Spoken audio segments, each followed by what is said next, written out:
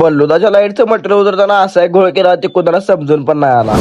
आपल्या दाजीच्या गाडीत चाक पंक्चर झाल्यामुळे रात्री दाजीने आपल्या इथं गाडी लावली आणि आपली गाडी घेऊन गेली. आपण डायरेक्ट गाडी पंक्चर काढून आपलं एक काम होते करा करत डॉगेश भाई आपलं काम सगळं अडलं. आता डॉगेश भाईने सगळं कामाचं सत्यानाश केलं, त्यामुळे आपण घरला आंघोळ करून डायरेक्ट सर्व्हिसिंग आलो. करा आपल्या काय गमत पण नव्हतं. तेवढ्यात एंट्री केली कामाच्या माणसानं. जसा कामाचा माणूस गेला तसा भैया आला. भैया म्हणला मी गाडी धुतो आणि तुम्हाला समज होतो. गाडी धुतली करे बाहेर गाडीत चेस उपसून काढतो काय म्हणलं एवढं घासा. भैया म्हणला चल म्हणला गाडी घेऊन माझ्यासोबत तुला देतो समोसा. भैया काय गाडी पळाला. भैयाची गाडी घावाना इमानच केलं तर भागानं. जसं भैयाच्या घरात 3 समोसा घेतलं तसं आपण डायरेक्ट सर्व्हिस करायला समोसा खायला चालू केलं, कारण आपल्याला भुका पण आलेल्या. खरं तर तुम्हाला मला माहिती आहे की आपण कुठं काय खायला बसलं, आपल्या घरात कधी फोन आलाय घरला ये बोलून.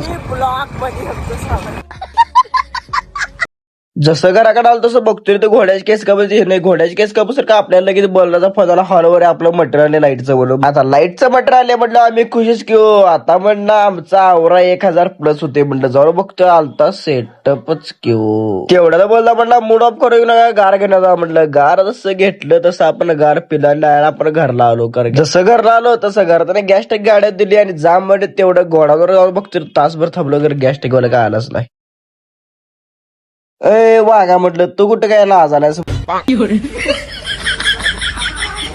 जसा घरातला कार्यक्रम आवरला तसा आपल्या डायरेक्ट घाललो चोकाला. चोकाला म्हणतील तुम्ही कशाला घाललं, तुम्हाला माहितीच की आपल्याला चिकन नाही घालले हो. आपण जसं घरात चिकन आणून दिलं तसं आपण जरा निरोप घेतो म्हटलं. जसा निरोप घेतला तसा डायरेक्ट उत्तापा खायच गेलो की मग उत्तापा खाऊ सारखं फॉलो थोडं मारा.